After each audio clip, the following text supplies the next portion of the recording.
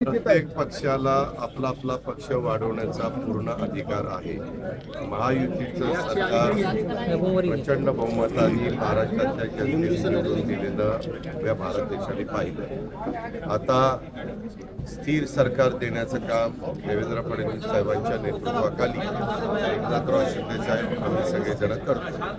हे करत असताना काही इतर पक्षामध्ये असणारे कार्यकर्ते नेते ते जरा अस्वस्थ आहेत, कारण 5 वर्ष हे सरकार आलं आणि सरकार स्थिर आहे. पूर्वी कसं कुठलंही सरकार आलं की अशा अफवा उठायच्या, इतके दिवस राहणार, आता कसं होणार, तसं काही संबंध आता नाही. बरोबर, कारण 288 पैकी आकडा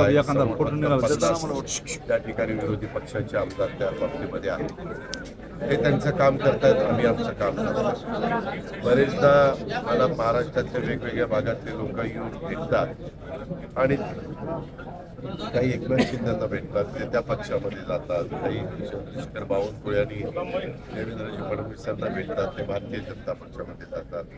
काही मला तटकरेंना आणि इतर आमच्या सहकाऱ्यांना भेटतात, ते आमच्या राष्ट्रवादीमध्ये आम्ही घेतो. म्हणून नांदेडला माझे आमदार मोहनराव असतील, इथं त्यांच्याबरोबर असंख्य तिथले जिल्हा परिषदेच्या माजी अध्यक्ष अश्विनीताई होत्या. असे बरेच कार्यकर्ते तिथं त्या ठिकाणी आले आणि त्याच्यानंतर इथं आल्यानंतर अक्षय आणि बाकीची इथले माजी नगरसेवकाची मोठी टीम ही राष्ट्रवादीमध्ये प्रवेश करते. त्यांना मी शब्द दिलेला होता की मी स्वतः येईल. खरं तर मला आता 3 तारखेपासून अधिवेशन सगळ्यांना माहिती आहे. 2 तारखेला चहा पानाचा आणि प्रेसचा कार्यक्रम आणि कॅबिनेट पण असते. तो त्या ठिकाणी झाल्यानंतर 3 पासून आम्ही आमच्या अर्थसंकल्पाच्या अधिवेशनाच्या कामाला लागलो. बजेट साधारण 10 तारखेला नवीन बजेट पेश होईल. 3 तारखेला म्हणजे कामकाज सल्लागार समितीने ठरलंय 3 तारखेला पुरवणी मागण्या त्या ठिकाणी मांडल्या जातील. त्याच्याबद्दलची साधक बाधक चर्चा होऊन सत्ताधारी पक्ष वेगवेगळे प्रश्न उपस्थित करतील, त्याला नीटपणे उत्तर देण्याचं काम सरकार होतं. दादा, जिल्ह्यातील काही माजी आमदार माजी खासदार आपल्या संपर्कात आहेत आपल्या पक्षामध्ये? मी सांगितलं ना की मी तिन्ही पक्षाच्या संपर्कामध्ये अनेक भागातले अनेक लोक आहेत. उद्याच्याला आम्हाला पण वाटतं महाराष्ट्राचं बरं झालं पाहिजे, महाराष्ट्र त्या ठिकाणी गेलं पाहिजे. आज मी आल्यानंतर इथल्या कलेक्टर असतील, इथले CEO असतील, इथले आमचे महानगरपालिकेचे आयुक्त असतील, इथले SP-चा चार्ज त्यांच्याकडे आहे ते असतील, अशा सगळ्या अधिकाऱ्यांना घेऊन बसलेलो होतो. त्यांचे काही वेगवेगळ्या प्रकारचे प्रश्न होते. आजच मी ताबडतोब त्याच्या संदर्भात संबंधित काही ॲग्रिकल्चर डिपार्टमेंटशी संबंधित होते, तर ते मुंबईत गेल्यावर मी त्या मिनिस्टर साहेबांशी बोलली. परंतु काही रस्तोगी साहेबांना सांगण्याची गरज होती, ते सांगितलं. काही वित्त विभागाशी संबंधित होते, काही नियोजन विभागाशी संबंधित होते, काही ऊर्जा विभागाशी संबंधित होते.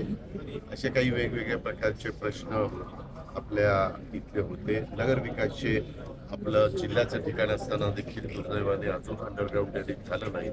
आता त्याचा DPR वगैरे तयार होऊन सगळं ते मंत्रालयात आलं असं सांगितलं. ॲग्रिकल्चरचं पण STP प्लांटच्या करता 10 एकर जागा इथल्या विद्यापीठामध्ये पाहिजे. विद्यापीठाने त्याच्या प्रकारे ठराव वगैरे केलेला आहे. ते देण्याच्या करता आता प्रस्ताव मंत्रालयात ॲग्रिकल्चर डिपार्टमेंटपर्यंत पोहोचलेला आहे. तर ते आता गेल्यानंतर कसे ताबडतोब मार्गी लावता येतील, जेणेकरून बरेच वर्षाची करायची मागणी. मलाही वाटतं देशाला स्वातंत्र्य मिळून 75 वर्षापेक्षा जास्त काळ लोटला, परंतु आज देखील जिल्ह्याची काही ठिकाणं आज तिथं अंडरग्राऊंड ड्रेनेज नाहीये. ही खरं तर सगळी कमीपणा आणणारीच बाब आहे. काही मात्र तालुक्याच्या ठिकाणी अंडरग्राऊंड ड्रेनेज झालेले, ते STP बसलेले वगैरे वगैरे अशा पद्धतीच्या. म्हणून जे काही महत्त्वाच्या बाबी आहेत त्याची चर्चा मी जवळपास इथं आल्यापासून आत्तापर्यंत केली.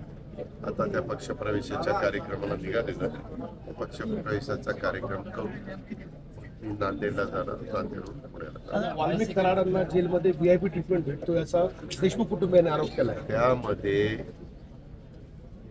पोलीस खातं त्याबद्दलची चौकशी करेल, कारण जेलमध्ये कुणी जरी असलं तर त्याला कशी ट्रीटमेंट दिली पाहिजे त्याचे काही नियम आहेत. आता जर कुणाची काही तक्रार असेल तर ती तक्रार त्यांनी SIT करा. आता SIT तर नेमलेली आहे, त्याच्यामध्ये CID नेमलेली, त्यामध्ये रिटायर न्यायाधीशांच्याही संदर्भातला निर्णय त्या ठिकाणी झालेला आहे. अशा सगळ्या वेगळ्या वेगळ्या बाबी आहेत. अर्थात त्यांना ती माहिती मिळाली असेल, त्याच्या माहितीत तथ्य आहे का नाही ते तपासून बघितलं पाहिजे, आणि त्याच्यात जर काही असेल, चूक असेल तर ती दुरुस्त केली पाहिजे. जो चूक करतोय त्याला शासन पण झालं पाहिजे. जेव्हा वडेट्टीवार म्हणतायत की धनंजय मुंडेच्या प्रेशरवरून खरं तर त्यांना व्हीआयपी ट्रीटमेंट दिली जाते, विजय वडेट्टीवार म्हणतात. त्याच्यात त्यांनी पुरावे द्यावे. कसं आहे साहेब, मी आता तुमच्यावर काहीतरी आरोप करेन, तुमच्यामुळं असं होतं, असं बोललेलं आहे का? पुरावा द्या. पुरावा दिल्यानंतर आपण जरूर त्याची चौकशी करू. असं कोणी करू शकत नाही, आणि करत असेल तर ती चूक आहे. शिंदेच्या पानाला भाजपमुळे मतदान झालं असं सुरेश बस म्हणाले. काय वाटतं शिंदेचा जो धनुष्य बाण आहे त्याला भाजपमुळे मतदान झालंय असं सुरेश दसांचं वक्तव्य आहे. अलीकडे काय झालंय, काही जण आपापली वक्तव्य करायला लागली. खरं तर आमच्या राष्ट्रवादी काँग्रेस, भारतीय जनता पक्ष आणि शिवसेना या तिघांचं मिळून हे सरकार आहे. त्याच्यात एकनाथराव शिंदे किंवा देवेंद्र फडणवीस, चंद्रशेखर बावनकुळे, सुनील तटकरे असे प्रमुख वरिष्ठ पातळीवरचे काही लोक जर बोलले तर त्याबद्दलची नोंद घेतली गेली पाहिजे. आता हे बोलताय तर ह्याच्या संदर्भामध्ये खरं तर आपल्याला सगळ्यांना युती टिकवायची आहे. युती टिकवत असताना प्रत्येकाने तारतम्य ठेवून बोललं पाहिजे, माझ्या सगळ्यांनी, आणि ज्याच्यातनं अंतर वाढेल, ज्याच्यातून कारण नसताना समज गैरसमज निर्माण होतील, ज्याच्यातून नवीन समस्या निर्माण होतील, अशा गोष्टी युतीमधल्या कुठल्याच घटकांनी बोलता कामा नये. बोलायचं झालं तर त्यांनी त्यांच्या वरिष्ठांच्या कानावर घालावं. वरिष्ठ ज्यावेळेस अशा प्रकारची एकत्र चर्चा करतात तिथं चर्चा करून पुढचा निर्णय